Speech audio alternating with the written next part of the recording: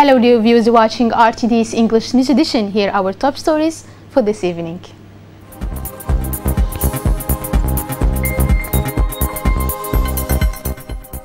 Yesterday, the head of state received the special advisor to the Prime Minister of Ethiopia on security affairs. In the Anglais region, launching of the major sustainable management project in the Shekaitu watershed.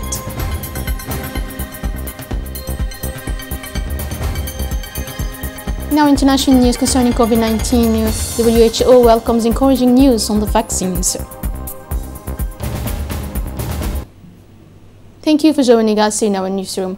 The President of the Republic, His Excellency Ismail Omar Guelleh, received Monday afternoon at the Palace of the Republic an emissary of the Ethiopian Prime Minister Abiy Ahmed Ali. The emissary, Mr. Gedo Anderkaju, who is none other than the special advisor to the Prime Minister of Ethiopia for Security Affairs, was the bearer of a message. The audience served as a framework for an exchange on the situation prevailing these days in Ethiopia, the theater of an armed conflict between the national defense forces of this country and the Tigray region. The Djiboutian Minister of Foreign Affairs and International Cooperation, Mr. Mahmoud Ali Yusuf, took part in this meeting. And at the end of this hearing, the government of Djibouti issued through its Ministry of Foreign Affairs and International Cooperation an official statement, the full text of which is given below. The Republic of Djibouti is following with great concern in the internal conflict situation that has prevailed in Ethiopia since November 4, 2024, and an armed conflict between the Ethiopian National Defense Forces and the Tigray region. Djibouti fully supports the unity and territorial integrity of the Federal and Democratic Republic of Ethiopia, and similarly, the government of Djibouti reaffirms that the government of Prime Minister Abiy Ahmed Ali is the sole guarantor of this unity and territorial integrity of Ethiopia, and furthermore, Djibouti calls for a peaceful resolution of this internal crisis in Ethiopia under the leadership of His Excellency Abiy Ahmed, the Prime Minister of Ethiopia. And finally, Djibouti expresses its readiness to support, if necessary, the efforts aimed at the peaceful resolution of this crisis. The Special Security Advisor to the Ethiopian Prime Minister and former Foreign Minister, His Excellency Gedo Anderkaju, heading a large delegation, visited the port of Tujara today. They were welcomed by the prefect of the city of Tujara, Hassan Dabili Ahmed, and the president of the regional council, Mr. Umar Hassan, the chairman of the board of directors of the port of Tujara, Mr. Muhammad Adan Sheikh, and the acting director general of the port of Tujara, Mr. Umar Hassan Umar. The special advisor to the Ethiopian Prime Minister first visited the Ethiopian customs, then held a meeting with all the important personalities, including the chairman of the board of directors and the acting director general of the port of Tujara. Then the hostess had the opportunity to make a wide tour of to the Ethiopian customs and DPCR offices. The two parties had a meeting during which trade relations, the Tujara-Balao road corridor, and the role of the port of Tujara in the service of trade between the two countries were discussed. Note the presence of the ambassador of Ethiopia in Djibouti. And in an interview, the special advisor of the Ethiopian Prime Minister has expressed delight to be in Tujara. Let's listen to him. I got a lot of experience here in Tujara. Tujara is now preparing itself to serve Ethiopian import-export services. And the people, the government of Tujara is really very good to serve the customers coming from Ethiopia, and understand that this port will be one of the best ports in this region. And I have visited the service the port provider to its customer. So I'm so happy, and Ethiopian business people will use this service, this port, for their import and exports. I will tell them, really, I'm so happy. Thank you so much for your hospitality. I appreciate. The Ministry of Labour in charge of the reform of the administration organized a 6th sectoral meeting with the representatives of the small and medium enterprises and industries sector on the occasion of the traditional business lunch at the Kempinski Palace. This meeting was chaired by the Minister of Labour in charge of the reform of the administration, Ismail Ibrahim Roble, together with the Minister of National Education, Mustafa Mohammed Mahmoud, and the Minister of Urbanism and Environment, Mohammed Abdul Qadir Musa Halim. Youth entrepreneurship, small and medium enterprises and industries development, as well as of vocational training were at the heart of the debates. The participants reported on their recruitment policies, the shortcomings of their sector, including access to bank credit, the weight of tax and social charges to promote employment. The small and medium enterprises unanimously expressed their desire to support the initiatives for employment project to achieve the targeted objectives. And the Minister of National Education has delivered a speech in which he reported on the progress of vocational training. He said the interest of matching vocational training with the needs of the labor market. He also demonstrated the role of small and medium enterprises in technical and vocational education. And as for the Minister of Labour, naturally introduced the objectives and the expected results of the project, as well as the much-awaited contribution of small and medium enterprises and industries, a breeding ground for employment, he said. He also expressed the government's willingness to carry out this project in a participatory and inclusive manner with the entire national economic fabric, including, of course, the small and medium enterprises and industries, in order to reduce the level of unemployment in the country. And after the exit of the sectoral meeting organized by the Minister of Labour, the Minister of Environment, Mr. Mohammed Abdul Qadir Musa Halim, reacted positively to the initiative of his colleague. He said that the discussions focused on the theme of employment. The representatives of small and medium-sized enterprises evoked their situation to meet the challenges of job creation, he said, to the capital and the interior regions. The representatives are experiencing difficulties, he said, in the implementation of their activities in the region, and the minister promised to consider ways to find solutions.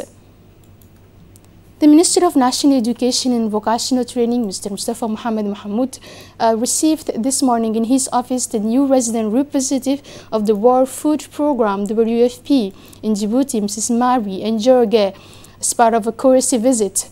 The Minister and the representative of the WFP discussed the partnership between the WFP and MENFAB in the field of education, but also and especially the technical support of the WFP in the framework of capacity building, with the implementation of training programs for young people in logistics to support the efforts of the government in job creation. The University of Djibouti organized this morning a ceremony to launch the training program on shipping and logistics for students of the University of Djibouti, a training co-organized by Group China Merchant.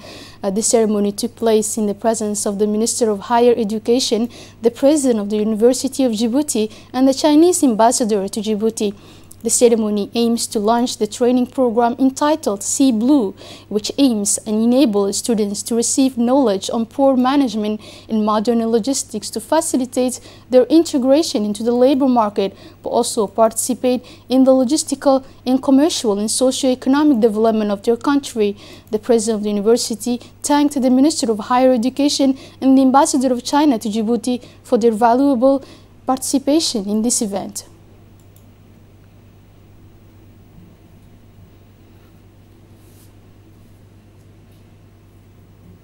Dear colleagues, dear students, first of all, on the behalf of the University of Djibouti, I would like to thank His Excellency the Minister of Higher Education for giving us his valuable time to attend this ceremony, and also His Excellency the Ambassador of China who visited the first time our university. Thank you.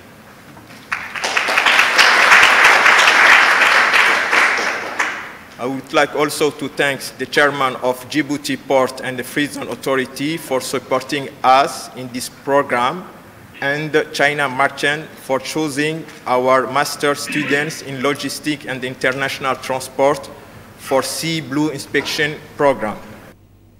And in a word, the ambassador of China to Djibouti expressed his satisfaction to participate in the event for the launch of training while welcoming the existing bilateral relations between the two countries. As for the Minister of Higher Education has talked about the importance of this training in favor of Djiboutian students, he said that he is convinced that this program will consolidate the training initiatives in logistics and transport undertaken at the level of the University of Djibouti as a whole, and more particularly in its African Center of Excellency for Logistics and Transport. He added that today, due to the constructive vision of His Excellency Ismail Margheli, the President of the Republic, Djibouti owns all the elements required to consolidate its position as a regional hub. In the light of the development of the digital tool, he said, we expect from this program to give to the students huge opportunities to master the required knowledge for an efficient management of port areas. Still in the national news, the Dakhil Regional Council hosted an important regional launching ceremony of the project entitled Sustainable Management of Water Resources, Pastures and Agro-Pastoral Perimeters in the watershed of Shakaitu in Dakhil, which is a part of a context of adaptation to climate change and the fight against land degradation. This ceremony was chaired by the Minister of Urbanism, Environment and Tourism, Mohammed Abdul Qadir Moussahelem, in the presence of the Prefect of the Region of Dakhil, Mr. Aden Dirar, and the President of the Regional Council of Dakhil, Mr. Abdurrahman Younis, and the UNDP Resident Representative, Mrs. Fatima Al-Sheikh. The project will promote an integrated model for the restoration of ecosystem services in the Shakaitu watershed in order to reduce land degradation, improve self-sufficiency in basic living needs of vulnerable rural communities, and create conditions for its replication with strong community participation.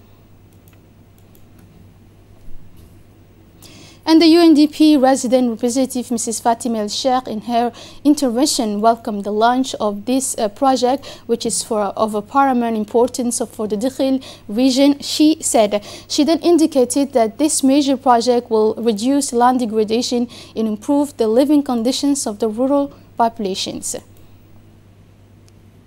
As for the Minister of Environment, thanked the participants in the workshop to launch the major projects to be implemented in the Shakaitu watershed. He said that the project will have a significant impact in the economic and social development of the region of the unit, including regional authorities, sectoral ministries of the population living in Shakaitu and Abaitu, and the population of Dakhil and the associations as well. The Secretary of State for Youth and Sports, Mr. Hassan Mohammed Kamil, received in an audience Mr. Mustafa Arfi, Ambassador of the Arab Republic of Egypt to Djibouti. The meeting was an opportunity to review the cooperation relations existing between the two brotherly countries and ways to develop them, particularly in the field of youth and sports. It was also an opportunity for both parties to discuss the match between the AS Artasalo against an Egyptian club Arab contractor scheduled for next week in Djibouti as part of the first leg for the preliminaries of the CAF Cup, as a much awaited match and first big test for the Djiboutian team invoked after the signature of the Cameroonian star Alexander Song. The school life inspection, in collaboration with the management of the middle school of CDF, celebrated today the World Diabetes Day. This day was animated by the school health club. The goal was to raise awareness among students about this chronic disease.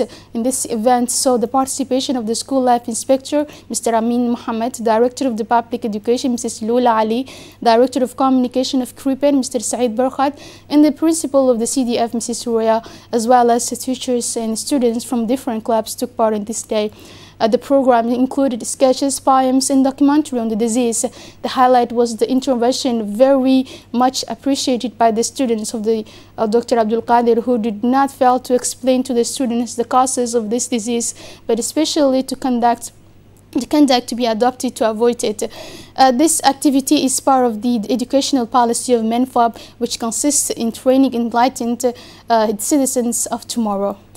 And moving on to the news outside our borders, WHO welcomes encouraging news on vaccines. The head of the WHO Health Organization on Monday held the encouraging news on the COVID-19 vaccine front, but stressed that this is no time for complacency. This is a dangerous virus, he said, which can attack every system in the body, and countries that allow the virus to circulate freely are playing with fire, he said. The WHO Director General Tedros Adhanom told the press conference. And we continue, he said, to receive encouraging news on the vaccines and remain cautiously optimistic. The new tools will begin to arrive in the coming months, he said. On Monday's announcement by the U.S. company Moderna of a vaccine that is nearly 95% effective against COVID-19 brings new hope to a world where several countries, particularly in Europe, continue to adopt restrictions in the face of a rampant epidemic. And this is it for this news edition. Thank you for being with us on the RTD, and have a wonderful evening.